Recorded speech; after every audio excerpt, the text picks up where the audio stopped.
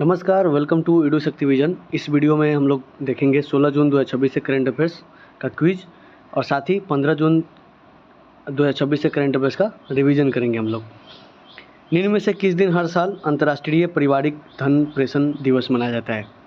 तो ये मनाया जाता है 16 तारीख को, लेकिन ये ज़्यादा इंपॉर्टेंट नहीं है। इंपॉर्टेंट है कि इसी के बहाने हम लोग जो जून का इम्पोर्टेंट डेट है वो हम लोग देख लेते हैं कि 1 जून को तुक दिवस मनाया जाता है, 2 जून को तेलंगाना का स्थापना दिवस मनाया जाता है, 5 जून को पर्यावरण दिवस मनाया जाता है, 8 जून को वर्ल्ड ओशियन डे यानी कि महासागर दिवस मनाया जाता है, 12 तारीख को क्या मनाया जाता है? बाल श्रम निषेध दिवस मनाया जाता है। अगला है, निम्न में से किस भारतीय को जीव विज्ञान में असाधारण योगदान के लिए EMBO गोल्ड मेडल 2026 से सम्मानित किया गया है? EMBO क्या होता है? ये होता है यूरोपियन मॉलिक्यूलर बायोलॉजी ऑर्गेनाइजेशन, और इसके द्वारा अभी बायोलॉजी में योगदान देने के लिए किसको दिया गया? ये दिया गया ये दिया गया है गौतम डे को। Option number C, Gautam day.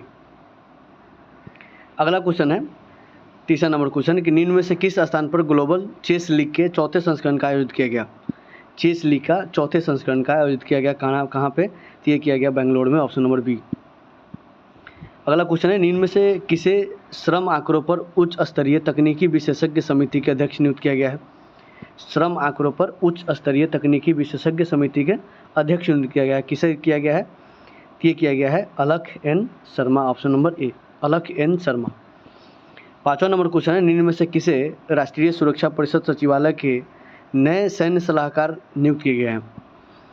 राष्ट्रीय सुरक्षा परिषद सचिवालय के नए सैन्य सलाहकार किसे नियुक्त किए गए हैं? तो ये किए गए हैं राजीव घई को। Option number D. छठा नंबर क्वेश्चन है, निम्न में से किसने गिग और प्लेटफॉर्म वर्कर्स के लिए अंतर्राष्ट्रीय रोजगार मानक निर्धारित करने के लिए पहली वैश्विक संधि को अपनाया है? तो ये किसने अपनाया है? ये ILO ने अपनाया है। ILO का हेडक्वार्टर कहाँ पे है? जिनेवा स्विट्जरलैंड में है। और इसने क्या किया है कि गिग वर्कर्स जो होते हैं या फिर प्लेटफॉर्म वर्कर्स होते हैं उसके लिए अंतर्राष्ट्रीय रोजगार मानक निर्धारित करने वाली पहली वैश्विक संधि को अपनाया है। सातवां नंबर क्वेश्चन है, निम्न में से कौन अत्यधिक जहरीले या खरपतवार नाशक पैराक्वाट पर प्रतिबंध लगाने वाला भारत का तीसरा राज्य बन गया है? तो एक पैराक्वाट है जो कि खरपतवार नाशक है और ये बहुत जहरीला है। इसको प्रतिबंध लगाने वाला कौन सा राज्य तीसरा नंबर पर बन गया है? तो ये है तेलंगाना तीसरा राज्य बन गया है जो कि पैराक्वाट पर प्रतिबंध लगाया है। आठवां नंबर क्वेश्चन है, मुख्य रूप से किस राज्य में महिलाओं और धरती की उर्वरकता पर के सम्मान में राजा महोत्सव मनाया गया है? निम्न में से किस राज्य में महिलाओं और धरती की उर्वरकता के सम्मान में राजा महोत्सव मनाया गया है? तो ये कहाँ पे मनाया गया है? उड़ीसा में, राजा पर्व। 9वां नंबर क्वेश्चन है कि शोधकर्ताओं द्वारा निम्न में से किस राज्य में तितली की चोनाला एल्बी स्ट्रिक्टा नामक नई प्रजाति खोजी गई है जो कि तितली की प्रजाति है? तो ये कहाँ पे खोजी गई है? ये खोजी गई अरुणाचल प्रदेश में। Option number C. निम्न में से किस राज्य में महिलाओं के लिए प्रियदर्शनी मुफ्त बस यात्रा शुरू किया गया है? प्रियदर्शनी मुफ्त बस यात्रा शुरू किया गया है, तो ये किया गया है केरलम में। Option number D. स्लोवाकिया की यात्रा करने वाले प्रधानमंत्री नरेंद्र मोदी भारत के कौन से प्रधानमंत्री बन गए हैं? तो ये पहले प्रधानमंत्री हैं नरेंद्र मोदी जो कि स्लोवाकिया के यात्रा पर गए हैं। और स्लोवाकिया का जो कैपिटल है वो कहाँ पे है? ब्रातिस्लावा में है, ब्रातिस्लावा। 12वां नंबर क्वेश्चन है आज का कि निम्न में से किस देश ने हाल ही में एडवांस प्रोस्टेट कैंसर के लिए पहली रेडियो लिगैंड थेरेपी लॉन्च किया है?